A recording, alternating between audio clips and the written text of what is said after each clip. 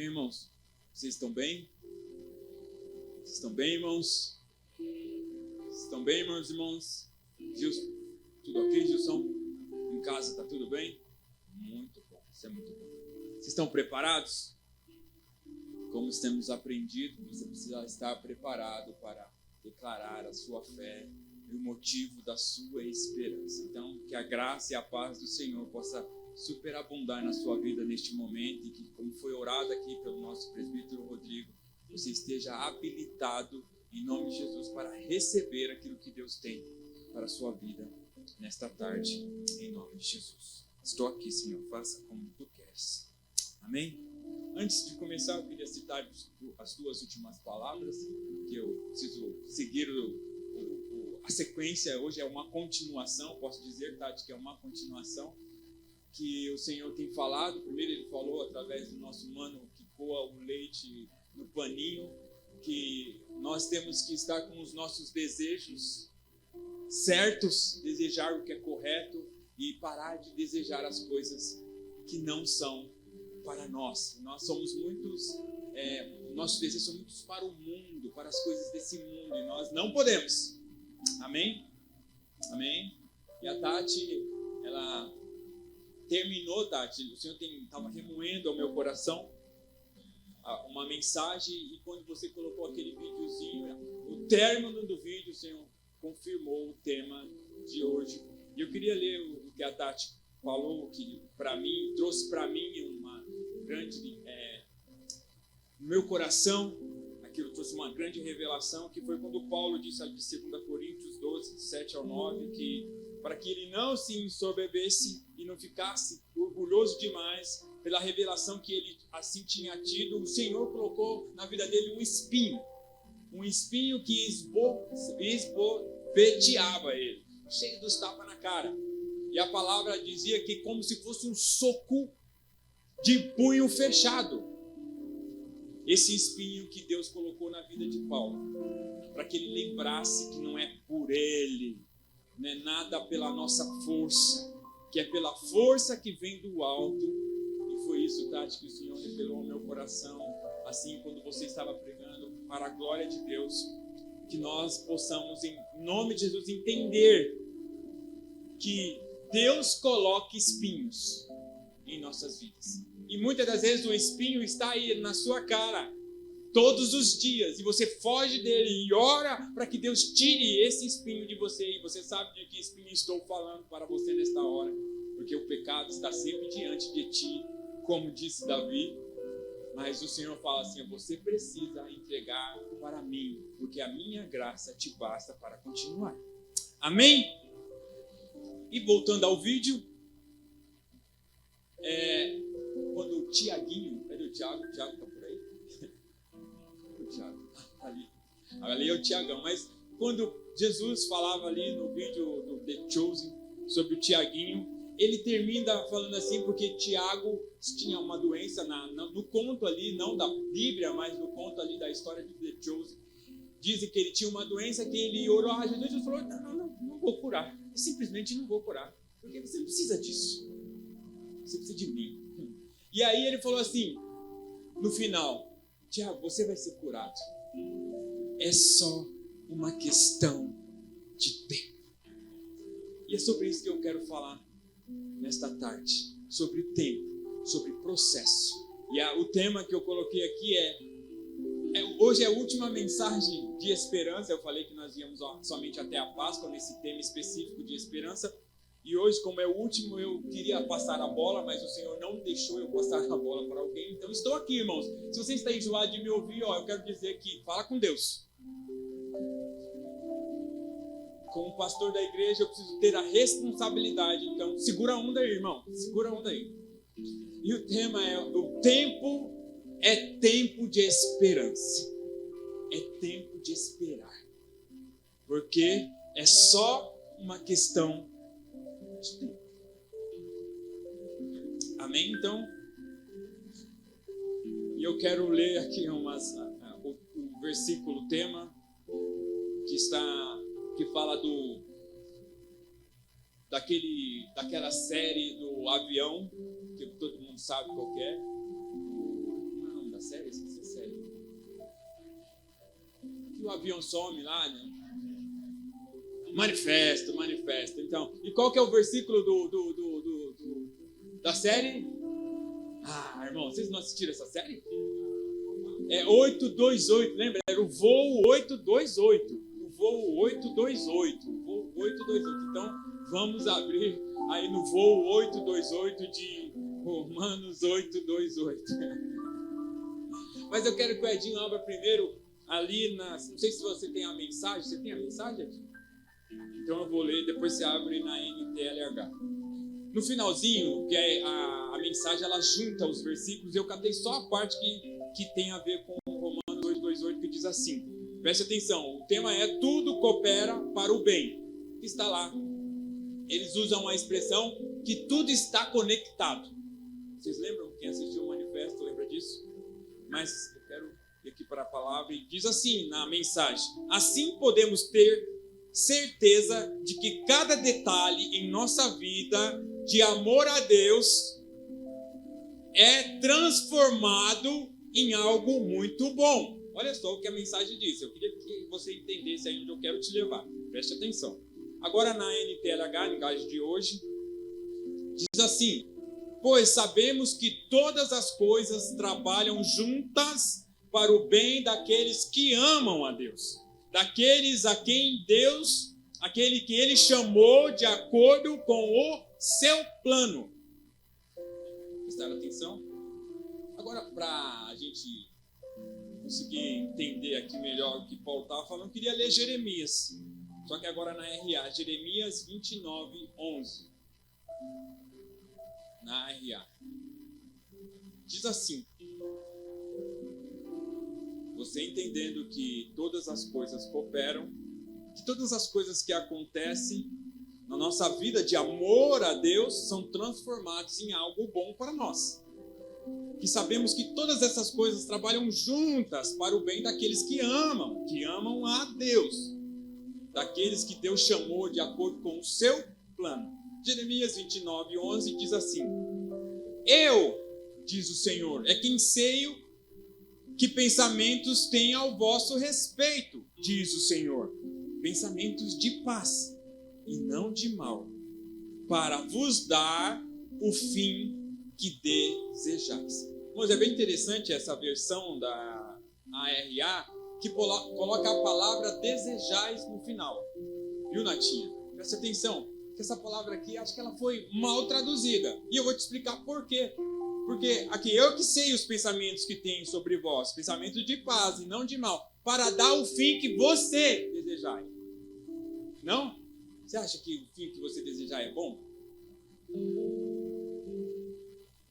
Só que a palavra que usa aqui, por isso que eu acho que não foi bem traduzido aqui, porque quando você lê na NVT, mas não, na NVI, não coloca ainda, ela vai te dar uma explicação melhor. Porque a palavra aqui, vocês lembram quando foi a primeira pregação sobre esperança? Eu sei algumas palavras gregas. Quem lembra as palavras que o Ale até depois confirmou as palavras? Mas quem pode falar uma aí, daquelas palavras? Yahal, Kafá. Vocês lembram que eu falei? Yahal. O que é Yahal? Quem lembra? Que é esperança, que é de esperar. E cavar, que fala de expectativa, fala do cordão, né, Ale? O Ale que enfatizou muito o cordão. Então, a palavra aqui é tikevá, que fala de esperança, irmão, que fala de expectativa, de motivo da esperança. Então, não tem a ver com desejar? A fim de que vocês esperem na expectativa correta, que vocês aguardem em mim, que vocês vivam o processo, que vocês deixem eu trabalhar. Veja bem, então, lá em Jeremias 29:11, agora na NVI. Pode pôr agora.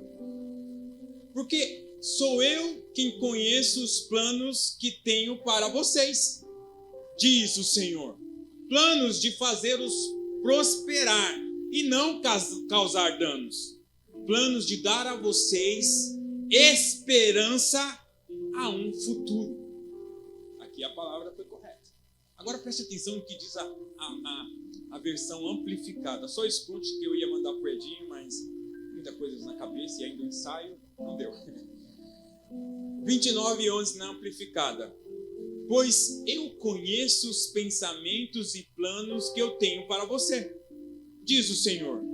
Pensamentos e planos para o bem-estar e para a paz, e não para o mal, para lhe dar a esperança no seu resultado final.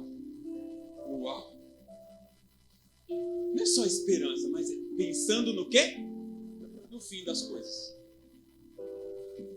Eu é que sei os pensamentos que eu tenho sobre vós, diz o Senhor. Pensamentos de paz, de bons planos, não de mal, de bons planos. Pensamento de dar paz, para dar esperança para o seu resultado final. Então eu quero dizer para você que é melhor o fim das coisas do que o começo. É melhor trabalhar para o fim do que o começo. Não estou dizendo que o começo não é importante. Com certeza é, porque se você não vai chegar no fim se não começar. Mas não adianta nada você começar e ficar pelo caminho. Você precisa seguir. Como diz Eclesiastes 7:8, somente a parte A do versículo. Melhor é o fim das coisas do que o princípio. E o fim aqui, a palavra é akshariti. É mais ou menos isso, irmão. Que vem do hebraico. Que fala de parte posterior, fim, conclusão do evento, últimos tempos, profético para o tempo futuro, posteridade, o último, o que ficou lá para trás. Aleluia. Você está trabalhando para quê? O processo de Deus na sua vida é para quê? É para hoje? Então vamos ler agora no contexto Romanos 8:28 na RA. Eu vou ler do 28 ao 30. Romanos 8:28. Sabemos que todas as coisas cooperam para o bem daqueles que amam a Deus, daqueles que são chamados segundo o seu propósito. Quanto aos que de antemão conheceu, também os predestinou para serem conforme a imagem do seu Filho, a fim de que ele seja o primogênito entre muitos irmãos. E os que predestinou, esse também os chamou. E os que chamou, esse também justificou. E os que justificou, este também o glorificou. E o que a palavra do Senhor está dizendo aqui? Que o Senhor sabe que todas as coisas cooperam para o nosso bem. Daqueles que são chamados segundo o propósito de Deus para as nossas vidas. Que Ele de antemão nos conheceu. Isso fala de um conhecimento antes mesmo do ventre. Isso fala de um conhecimento do princípio de todas as coisas, que o Senhor nos conheceu antes que existisse. Porque Ele está fora do tempo. O Senhor não começou a projetar a gente depois que Ele formou a terra. Não, Ele nos sonhou antes. Antes da fundação do mundo, Gilson, você já existia para Deus. E Ele te escolheu lá, Ele te conheceu e Ele te predestinou para que você fosse como? A imagem do Filho, a imagem de Jesus. Isso, irmãos, fala de um processo, fala de seguir. Você foi conhecido, foi concebido e reconheceu Jesus. Agora você precisa caminhar para chegar a essa imagem, a imagem do Filho. Porque Jesus, que morreu e ressuscitou, Ele é o primogênito nosso. Ele é o primogênito de muitos irmãos. E Ele nos predestinou. E que chamou, Ele também justificou. Você não tem pecado quando está em Cristo, porque Ele já carregou. Você só precisa agora, antes de chegar a esse último ponto de ser glorificado, se santificar. Isso fala do processo de esperar. caminhar para o fim. Eu quero ler esse mesmo trecho na Amplificada, irmãos. Preste bastante atenção. Romanos 8, 28 ao 30. Temos a certeza e sabemos que Deus, sendo um parceiro em seu trabalho, todas as coisas cooperam e estão se encaixando em um plano para o bem daqueles que amam a Deus e são chamados de acordo com o seu desígnio, com o seu propósito. Para aqueles que ele de antemão conheceu, de quem ele estava ciente e amou de antemão, ele também designou ou destinou desde o início, pré-ordenada, que vocês fossem moldados, processados de dia em dia à imagem do Filho e compartilhasse interiormente sua semelhança, para que ele pudesse se tornar o primogênito de muitos irmãos.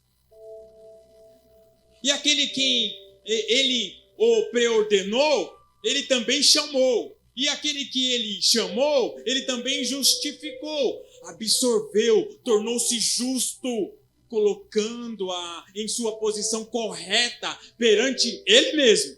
Ele colocou a gente na posição correta. Não porque nós somos bons, não, viu? Mas é ruim. Mas porque ele é.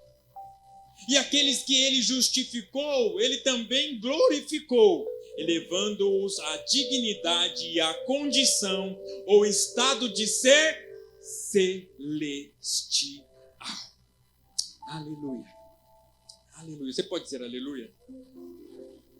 Não durma, irmãos, não durma.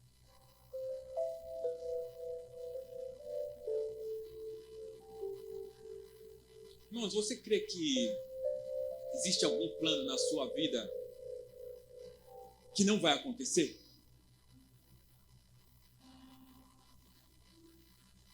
Você acha que pode ser frustrado o plano de Deus na sua vida?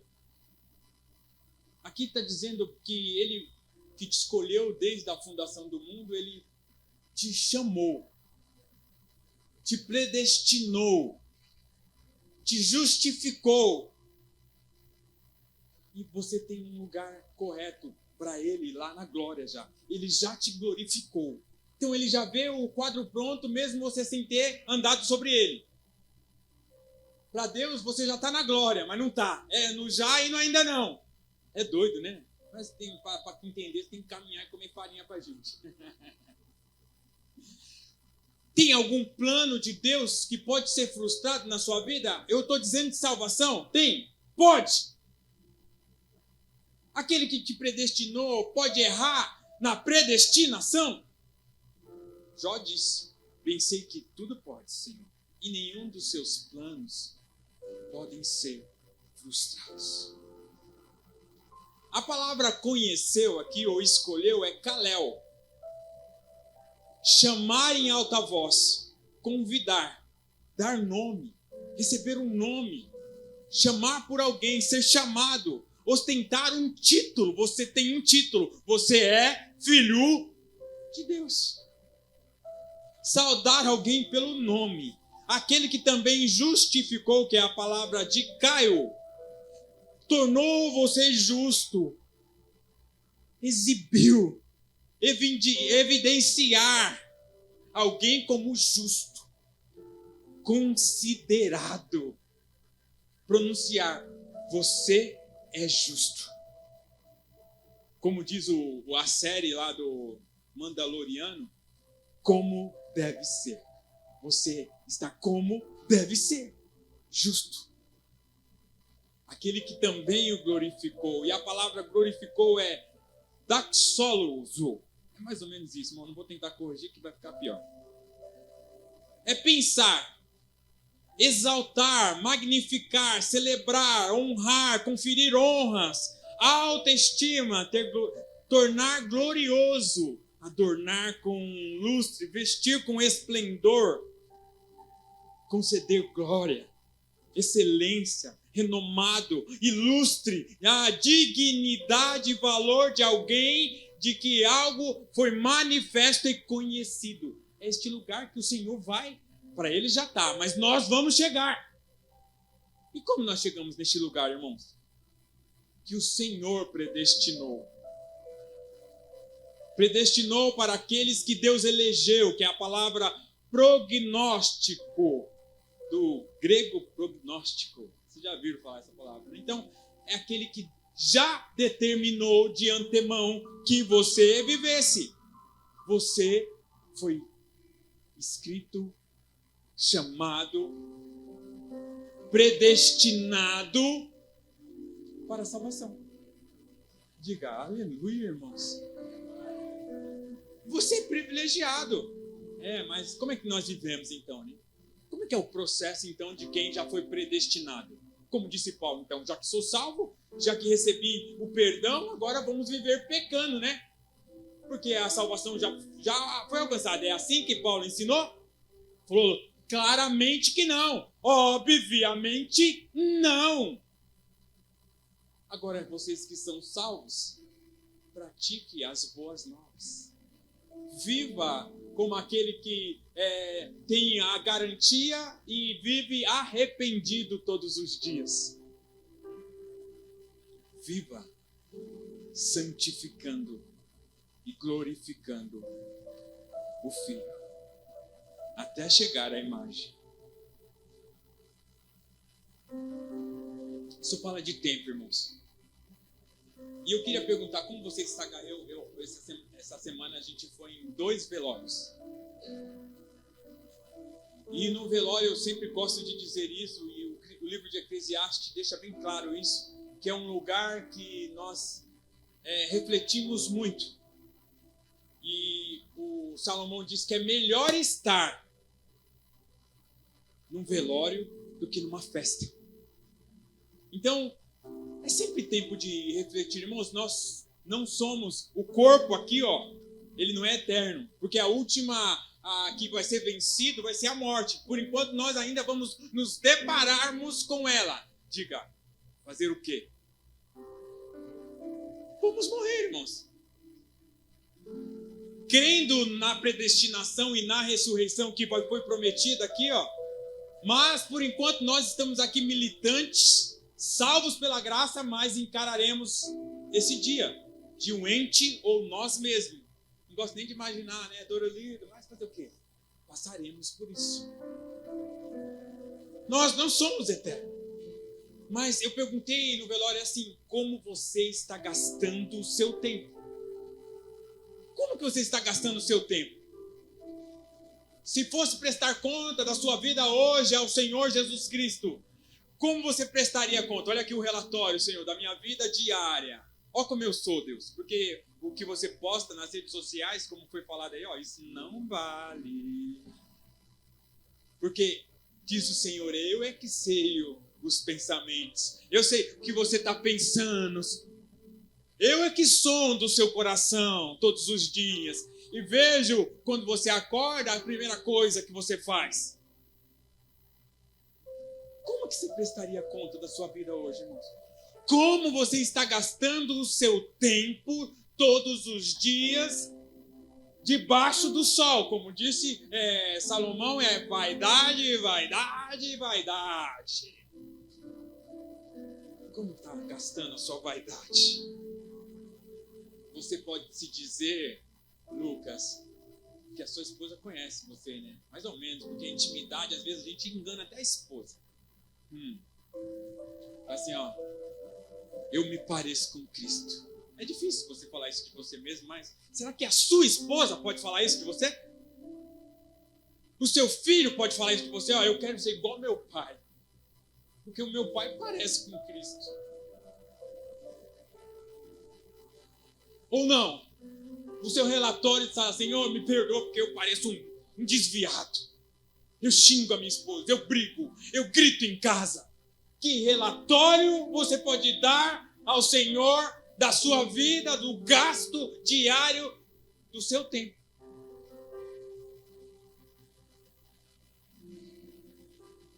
Santificação.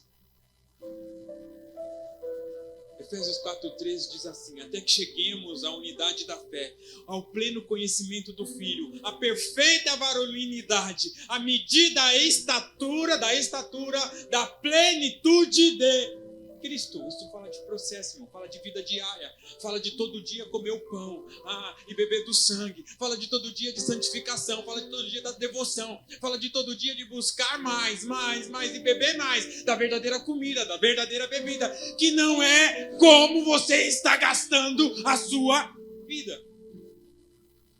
Amém ou não amém?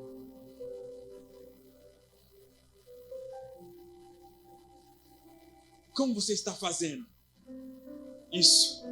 Sabendo que todas as coisas cooperam. Como você está fazendo isso?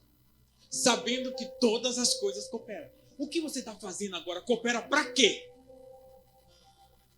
Como você está vivendo agora coopera para quê? Sabendo que todas as coisas cooperam. Irmãos, quando a gente escuta esse versículo, e aí é um versículo, um jargão dos crentes, né? É um jargão. Todas as coisas cooperam.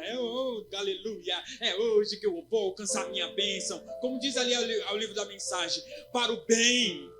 Mas o bem de acordo com os olhos de Deus e não de acordo com o meu olho, com o seu olho.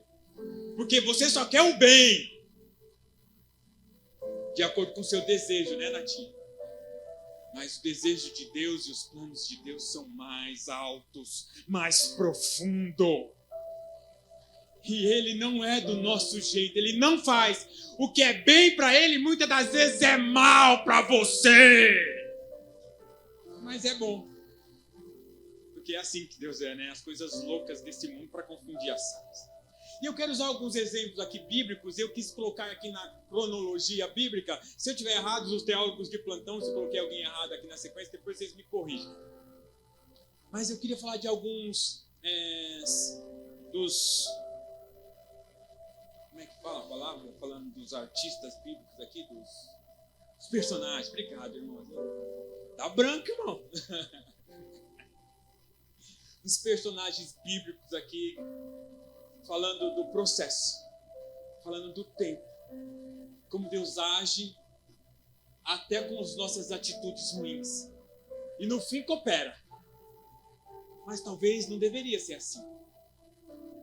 Se nós vivêssemos gastando o nosso tempo corretamente. Eu quero falar primeiro sobre Abraão. Rapidinho, irmãos, eu vou dar uma pincelada rápida. Eu nem falei quantas palavras que eu coloquei hoje aqui, mas eu coloquei uma punhada. Mas vocês seguram um pouquinho, porque passaram tarde para mim. Não fique, irmão, não vai levantar e ir embora que eu fico triste. Você está aqui, irmão? Fica. Receba a palavra. Medite na palavra, remoendo a palavra para casa. Irmãos, domingo é do Senhor. Acabou. É o primeiro dia. É a primícia. É o primeiro pedaço do bolo. Dá para o Senhor. Abraão recebe uma promessa do Senhor, que está em Gênesis 12:1, que diz assim: ora, disse o Senhor a Abraão, sai da tua terra, da tua parentela, da casa do teu pai, e vai para a terra que te mostrarei. De ti farei uma grande nação, e te abençoarei, e te engrandecerei o nome. Se tu uma bênção. Abençoarei os que te abençoarem, e amaldiçoarei os que te amaldiçoarem. Em ti serão benditas todas, diga todas as famílias da terra. Partiu, pois, Abraão, como lhe ordenara ao Senhor, e Ló foi de gancho com ele, foi lá de... Tinha Abraão 75 anos quando saiu de Harã. Uau! Veja bem, irmãos. Abraão, quando recebeu a notícia, já era senhor de idade, né, tio Ké? Quase chegando na idade do tio Ké. Só que ele recebeu uma promessa aos 75 anos que ele seria pai e que através da geração dele, ele seria um pai de muitas nações. Pois é. Pula para Gênesis 21:7. Eu vou ser breve, irmãos. Nascimento de Isaac. Aqui foi bem no começo, no capítulo 12, onde ele recebe a promessa, e aqui ele vai vivê-la. Nascimento de Isaac, capítulo 1, versículo 1. Visitou o Senhor a Sara, como lhe dissera, e o Senhor cumpriu o que havia prometido, porque o que Deus promete, Ele cumpre. O Deus que não pode mentir, prometeu e cumprirá. Sara concebeu e deu à luz um filho a Abraão, na sua velhice, no tempo determinado de que Deus lhe falara. Ao filho que lhe nasceu, que a Sara deu à luz, pôs Abraão o nome de Isaque. Abraão circuncidou o seu filho Isaque quando estava no 8º dia, segundo Deus lhe havia ordenado. Tinha Abraão 100 anos. Vou repetir, tinha Abraão 100 anos. Que quando lhe deu Isaque, seu filho, e disse Sara, Deus me deu motivo de riso, e todo aquele que ouvir isso vai rir-se juntamente comigo. E acrescentou, quem teria dito a Abraão que Sara amamentaria um filho, pois na sua velhice lhe dei um filho. Preste atenção, irmãos, nessa leitura. Abraão tinha 75 anos, Abraão já tinha crescido, já tinha na casa do pai, e ali visitou o seu pai, Terã, foi para o sentido da terra que Deus mandou, parou em Arã, e aí ali Deus chamou ele para ir para uma terra que ele não conhecia, e ele falou, eu vou, Senhor. Aí o Senhor Deus prometeu, falou, você vai ser pai de nação. Abraão morreu com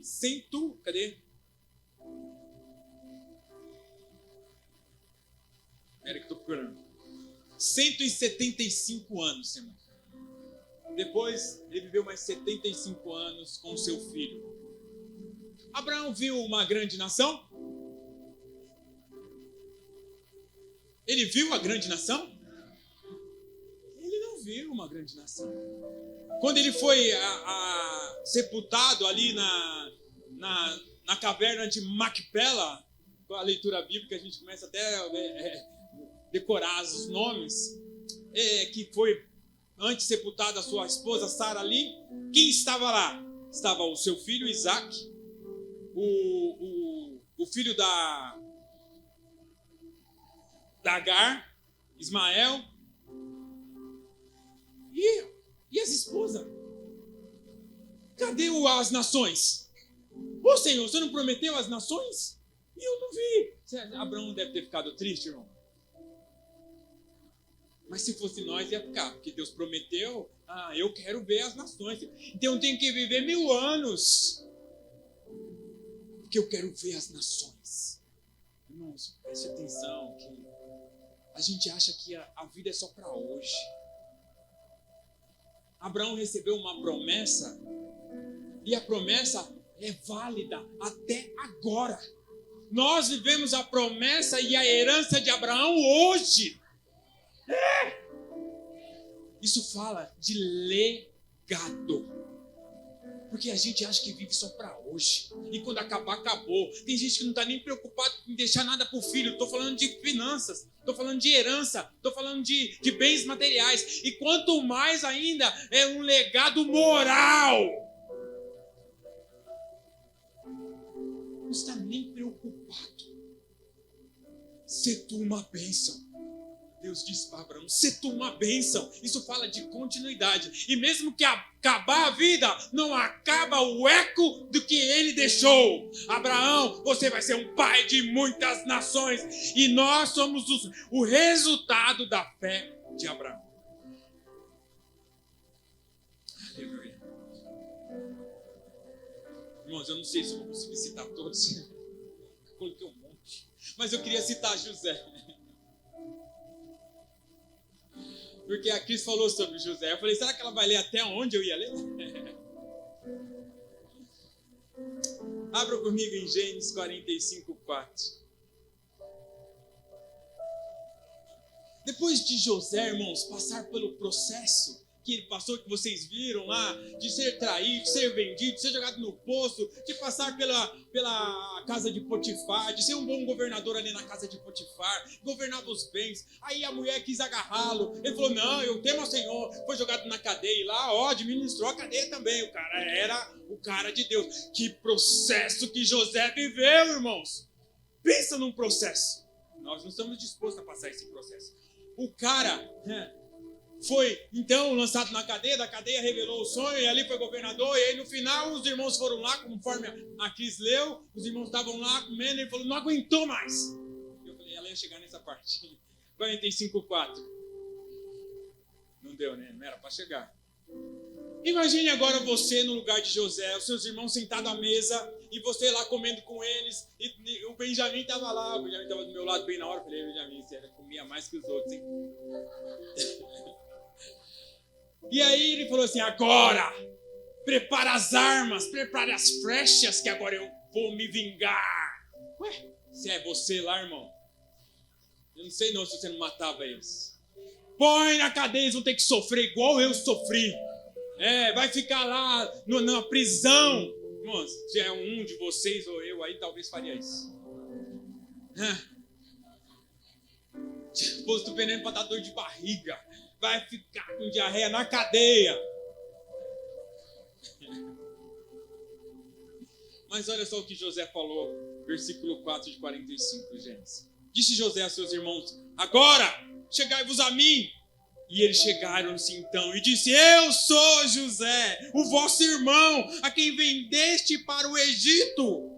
Agora, pois, não vos entristeceis, e nem vos irritei contra vocês mesmos, porque haverdes vendidos para aqui, porque para a conservação da vida, Deus me enviou adiante de vós. Porque já não houve 2 anos de fome na terra, e ainda restam 5 anos em que não haverá lavoura nem colheita. Deus me enviou adiante de vós para conservar vossa sucessão. Preste atenção, para conservar a vossa sucessão na terra. E para preservar a vida por um grande livramento. Assim não fostes vós que me enviaste para cá, e sim Deus, que me pôs por pai de Faraó, e o Senhor de toda a sua casa, e como governador de toda a terra do Egito. Vocês prestaram atenção no que eu acabei de ler, irmãos? Foi Deus. Tudo coopera. Tudo coopera, tudo coopera. Não foi vocês que venderam. Vamos vender esse cara aqui porque ele é muito metidão. O Senhor que permitiu, irmãos. Sabe onde você está agora? Foi o Senhor que permitiu você estar. Sabe o que você está passando agora? Foi o Senhor que permitiu que você está.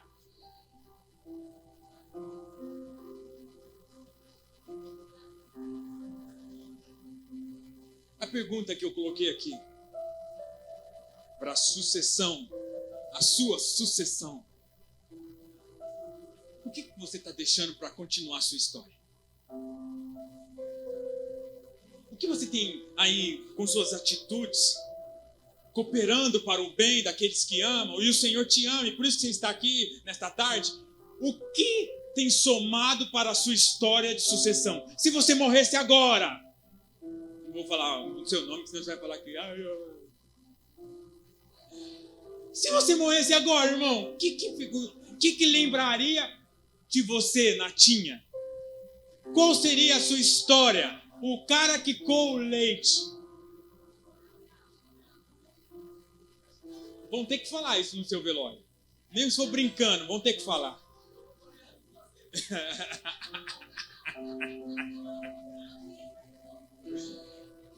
Gente, eu sou mais velho, né? Então ele vai morrer depois, viu? Crianças, falem, esse aqui coava o leite com um paninho. Irmãos, a história continua depois que a sua acaba. A história continua. Você precisa plantar coisas para outro colher. Você não está preocupado em plantar nada. Porque eu fiz, então eu vou colher tudo e eu ainda vou arrancar a árvore. Para quê, irmãos? Deixa a árvore. Planta para outro colher. Isso fala de legado.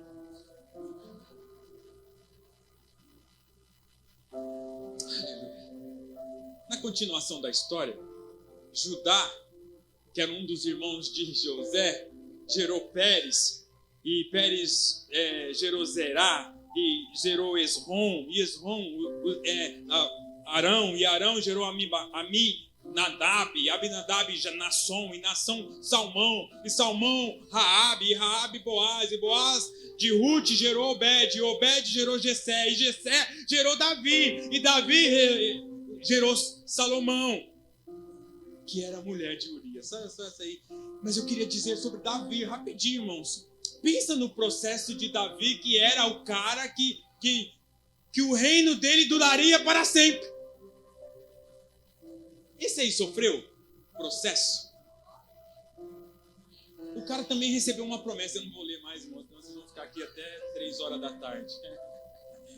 Mas ele recebeu uma promessa ali do profeta e falou que o profeta nem enxergava direito, só o profeta tinha os olhos só para ver os fortão, os bonitão, os musculosos, e não viu o baixinho, o franzino, de cabelo encaracolado, o ruivinho. E ele falou assim, você vai ser rei. E o que ele podia fazer então? Vou me apresentar para Saul. Saul, Deus falou, sai fora que agora sou eu. Foi assim, não é tão fácil. E eu quero dizer, não é fácil, irmãos. Não é fácil. A sua vida de conquista, que você já conquistou, você já está lá, sentado com ele ali, à mesa com o pai, ao qual ele vai lá servir o vinho precioso, aquele vinho que está guardado desde a fundação do mundo. Você já está lá, mas você tem que chegar lá. O processo é lento, dolorido, mas se Deus quiser, e eu creio, você vai chegar lá. Davi sofreu muito, irmãos.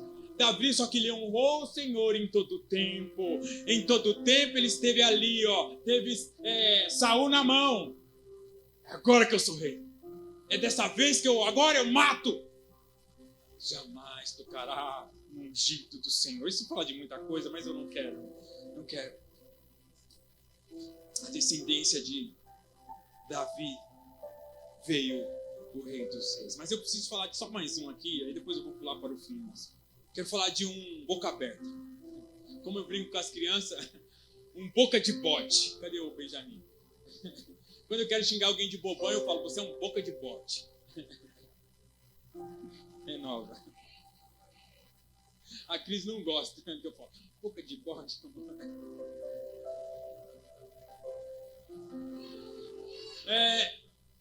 Para mim ele foi um bobão. E eu acho que nós nos parecemos muito com esse bobão aí, para não te chamar de bobão, de boca de bode. Mas pensa comigo sobre Sansão. Um juiz poderoso. E aí eu olho para você e falo assim, todas as coisas cooperam. O cara andou desregrado. Andou porque tinha poder, porque tinha autoridade e pensou que podia comprar unção. Porque ele tinha poder, não era finança, mas o negócio dele era força. Então ele se garantia com a força, então ele podia fazer o que ele queria. E aí às vezes você senta embaixo desse trono aí que você acha que e que você acha que tem, que a salvação está garantida, e você vive uma vida totalmente torta. De boca de bode.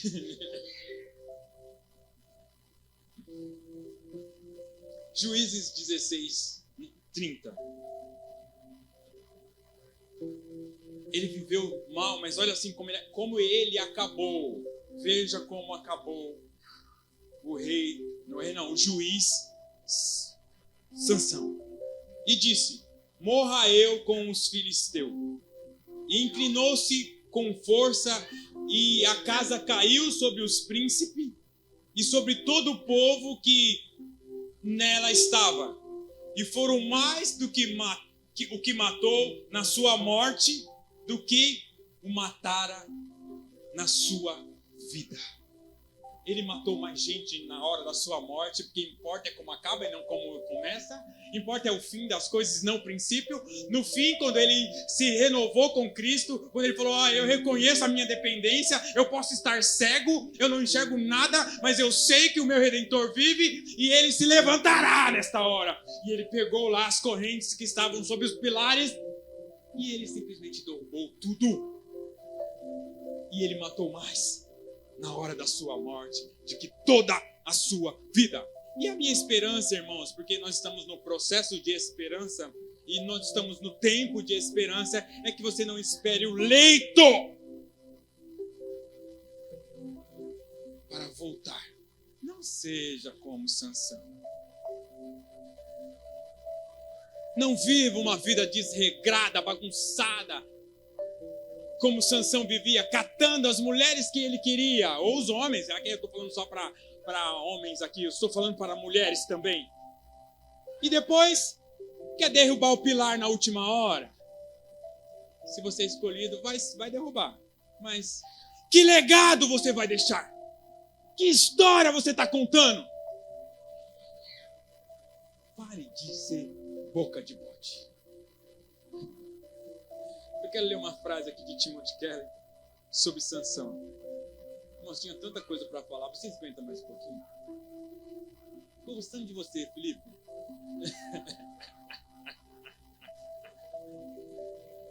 Sansão era um homem de força física descomunal, mas também, para dizer o mínimo, de grande maturidade emocional. Só depois da sua tolice e orgulho o levaram à cegueira e à prisão, foi que sua fé finalmente amadureceu.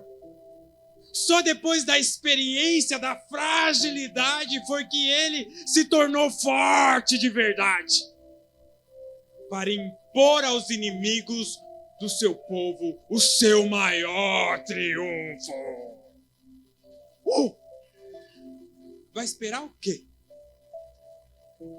Você não tem uma força física descomunal. Você precisa de Jesus. Eu queria rapidinho falar de Ezequiel, irmãos. Eu não estou lendo mais nada. Estou só indo aqui na correria agora. Ezequiel, o rei Ezequias, eu sempre confundo Ezequiel com Ezequias, desculpa. O rei Ezequias foi um rei que não ligava para a posteridade. Não estava nem aí para um legado. Ele foi um homem que estava doente, vou aqui rapidinho, e ele se via doente e se arrependeu, porque o profeta foi repreender, arruma tua casa que você vai morrer, chorou, e antes mesmo que o profeta chegasse longe, Deus mandou ele voltar, e ele voltou lá e falou assim, o Senhor te ouviu e vai te dar mais 15 anos.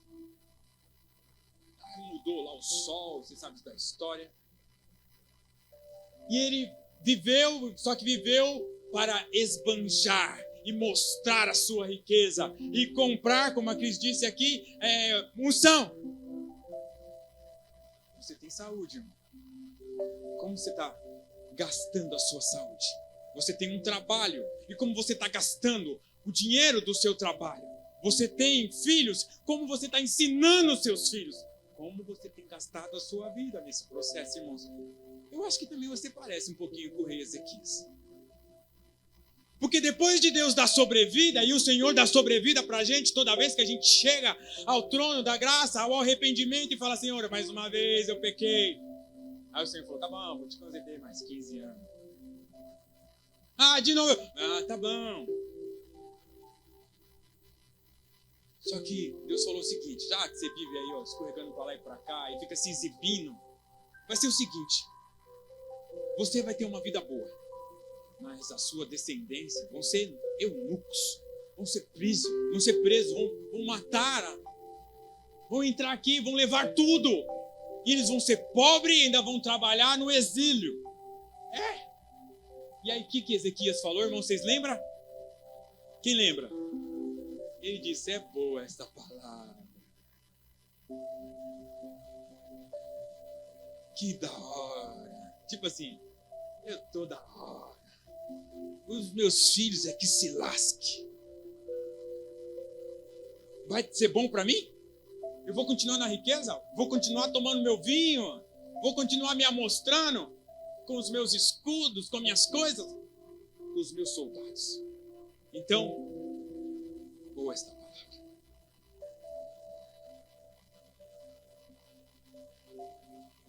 Sobrou para quem, irmãos? Para quem ele deixou essa herança e nós estamos aprendendo no estudo de apologética? Sobrou para quem? Queria que vocês falassem. O nome dele é Beltesazar. Fala, Beltesazar. Quem foi Beltesazar? Quem foi? Daniel, muito bem. Vocês faltaram nessa aula?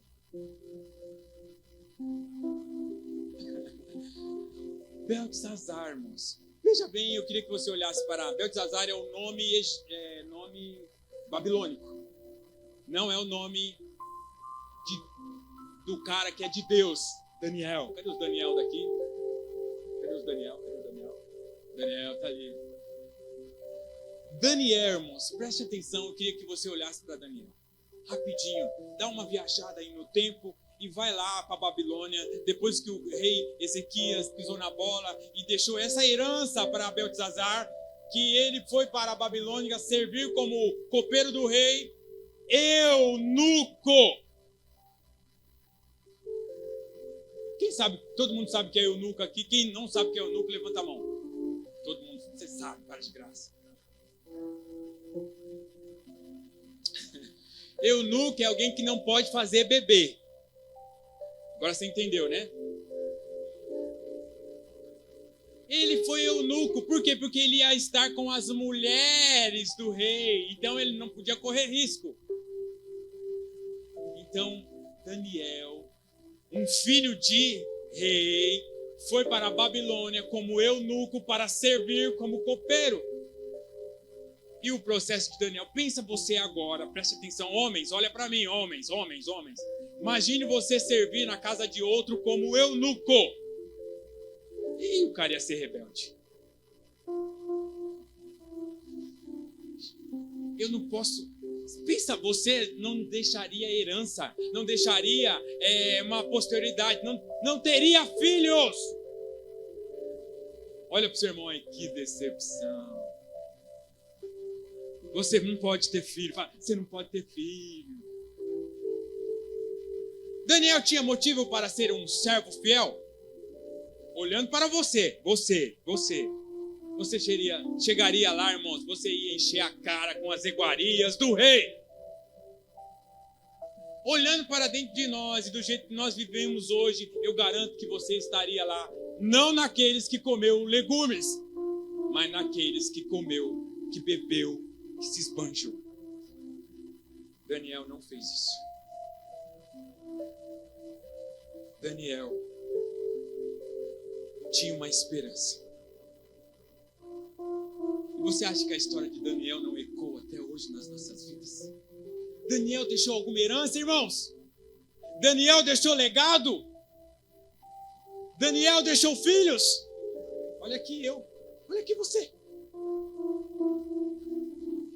Nós olhamos muito para essa vida, irmãos. Nós vivemos muito para o hoje. Nós vivemos muito para que as propagandas do mundo diz e não o que a palavra do Senhor diz. Ele não podia ter descendência, mas ele não comeu as iguarias, não se curvou aos deuses estranhos. E ainda no meio de tantas coisas contrárias, viveu na contracultura, manifestando e declarando o reino de Deus para o mundo e para uma história que não acabava na Babilônia. Só mais alguns. Quero só falar de uma rainha. Irmãos, eu vou acabar, eu prometo. Eu só falar mais três coisas. Só que horas são? Esther, só olha para Esther rapidinho. A Esther que estava lá no reinado, que ela foi para o rei para ser uma das, como é que chama? Concubinas, ou uma das futuras rainhas, ou seria uma mulher que ele ia usar de vez em quando. Mas ela foi por fé. Chegando lá, ela se tornou rainha. E aconteceu que os judeus iam ser destruídos. E olha o que Mardoqueu falou para ela em Esther 4:14. Rapidinho, irmãos. Corre atrás de mim, Edinho ou Bruna. Porque se todo te calar-te agora, de outra parte levantará para os judeus socorro e livramento. Mas tu e a casa do teu pai perecereis. E quem sabe se para conjuntura como esta que fostes elevada rainha.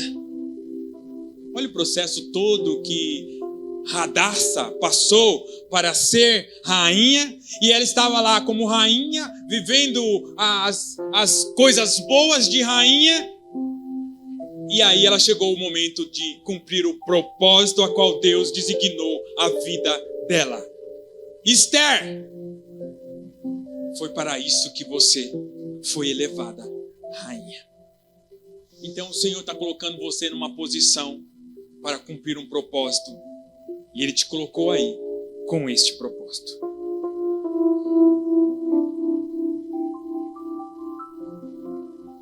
Marcos 14:3. Estou chegando lá no jumentinho, irmãos. Eu quero encerrar no jumentinho. 3-9.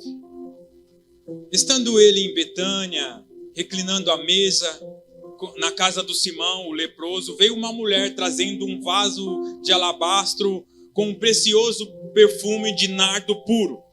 E quebrando o alabastro, derramou o bálsamo sobre a cabeça de Jesus.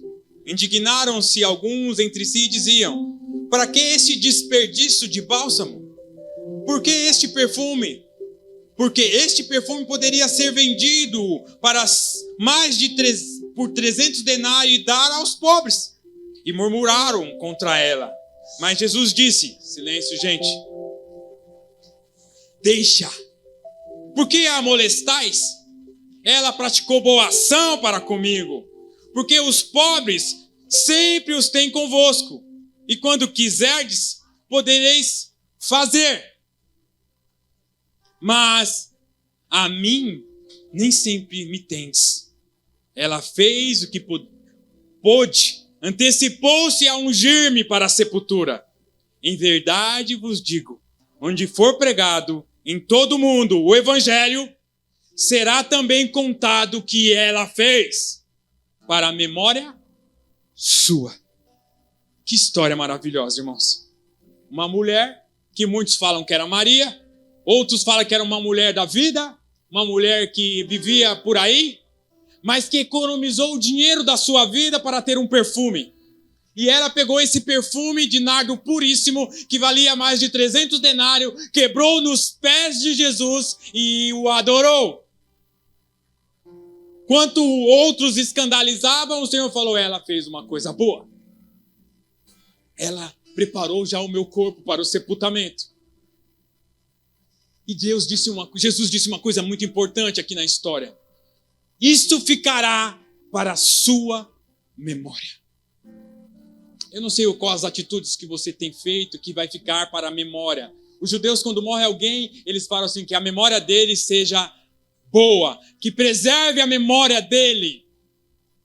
O que você tem feito na vida para que Jesus fale assim, ó, que a sua memória fique para sempre? Que quando pregarem daqui 100 anos, se Jesus não vir buscar a igreja, ele diga: o Alê foi um cara correto que andava segundo Deus ensinou. A memória dele não morreu.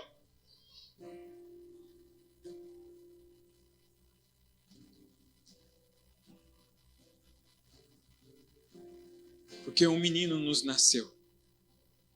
Um filho se nos deu. O governo está sobre os seus ombros.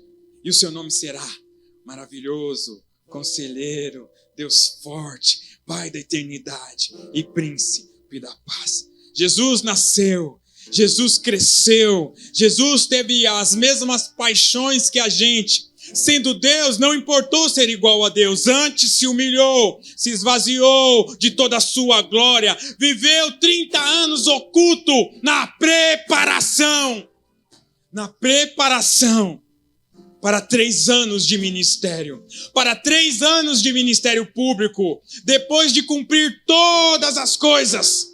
de treinar 12 discípulos para aquele dia a qual eles ficassem lá, esperando até que a glória do Senhor descesse ali em Pentecoste.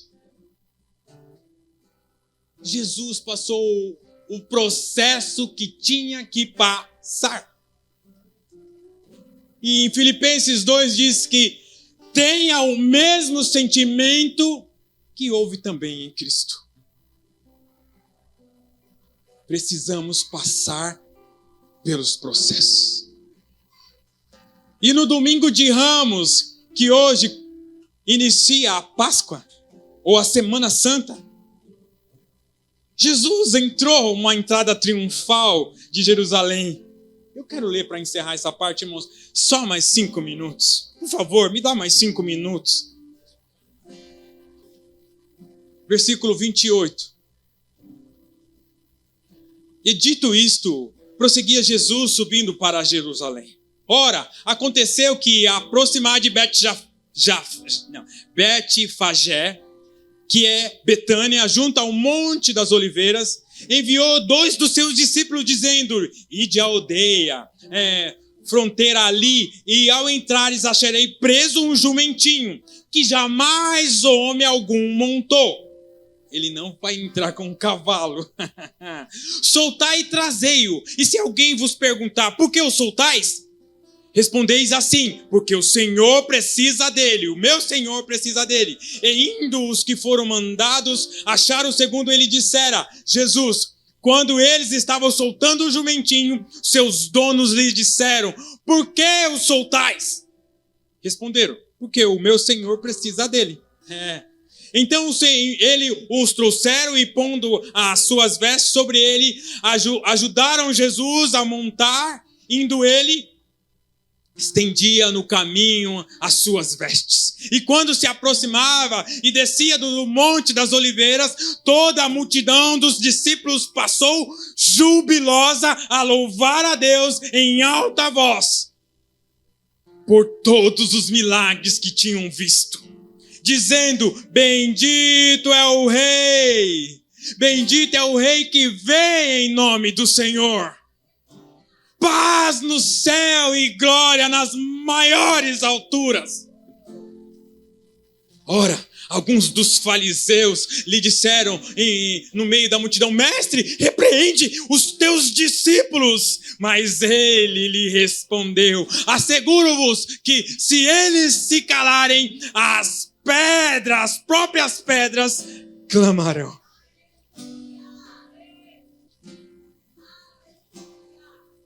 Quando iam chegando e vendo a cidade, Jesus chorou e dizia: se conhecesses por ti mesma, ainda hoje, o que é devido à paz, mas isto está agora oculto aos teus olhos.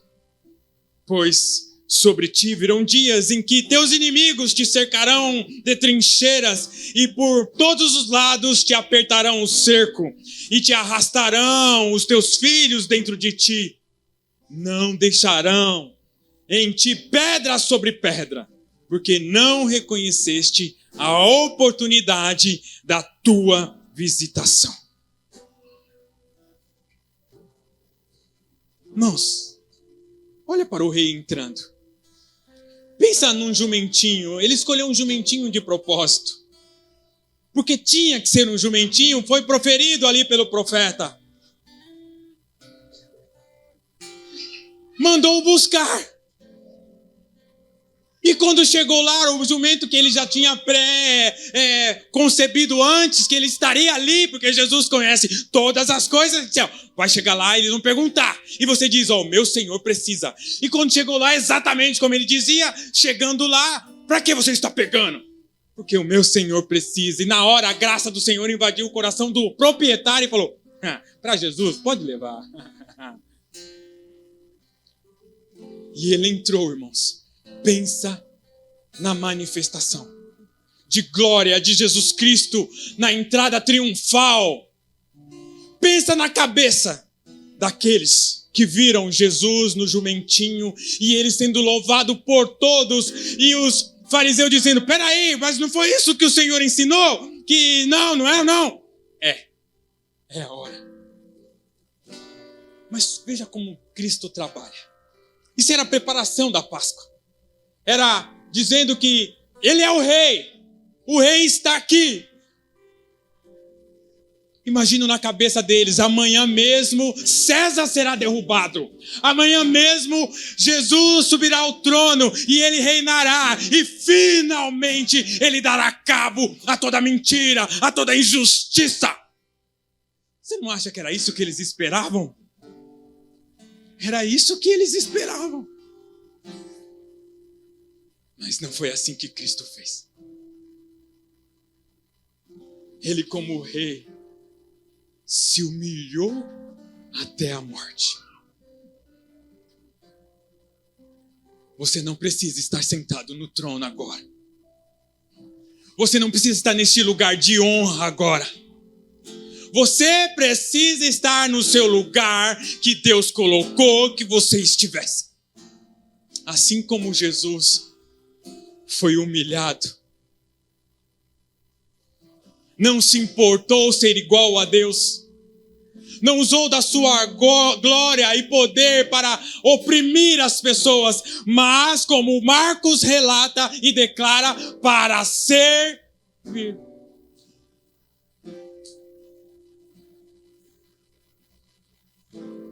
Fique em pé, irmãos.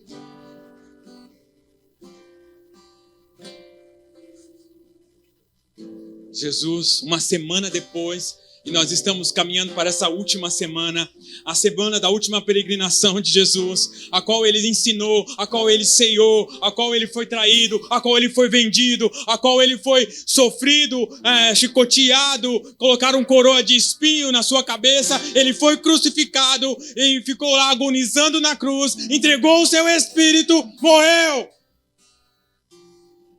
A jornada de Jesus foi a mais difícil. E como já foi falado aqui nesta manhã, nós não conseguimos imaginar o tamanho do sofrimento de Jesus na cruz. O processo que Jesus passou. Mas assim como ele venceu, você vencerá também. A minha oração, irmãos, é que você se preocupe com o legado. A sua vida não acaba quando acaba essa carne. Aquilo que você fala, aquilo que ficou gravado, aquilo que você ensinou aos seus filhos, continua ecoando para sempre. Sê tu uma bênção somente. Sê tu uma bênção. Sê tu uma bênção.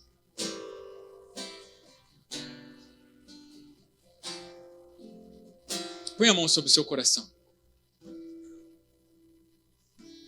Reflita um pouquinho aí. Feche seus olhos. Olha para a sua vida. Como você tem sido como pai? Pergunta aí, eu tenho sido bom pai? Pergunta baixinho, pergunta só para você. Eu tenho sido uma boa esposa? Eu tenho sido um bom filho? Como eu tenho lidado com a minha vida? Vai, reflita. Tem sido como Sansão? Tem sido como Ezequias? Tem sido como Abraão? Tem sido como José? Tem sido como Davi? Como você tem sido? Para uns, precisa continuar fazendo, porque isso fala de processo de continuidade de santificação. Para uns, tem que dar um basta. Chega! Acabou a vida de ser Ezequias, de ser Sansão. Foi para isso que Deus te colocou neste lugar, nesta manhã. Foi para isso que Deus te trouxe aqui, nesta tarde. Foi para ouvir a sua palavra e você se tornar um crente de verdade. Em nome de Jesus. Senhor, eu quero só agradecer ao Senhor por esta palavra. Que ela continue ecoando. Porque a sua palavra é viva. A sua palavra ecoa para sempre. Ela não volta vazia. Ela vai cumprir o propósito dela nesta tarde. Eu não quero ser aqui como um papagaio que fala, mas eu quero, Pai, trazer uma palavra de vida para a minha vida e para a vida daqueles que me ouvem agora, nesta tarde. E que eles vivam um grande Kairos, um impacto profundo na vida deles. E que eles não vivam mais gastando a vida à toa, porque o tempo vai mostrar.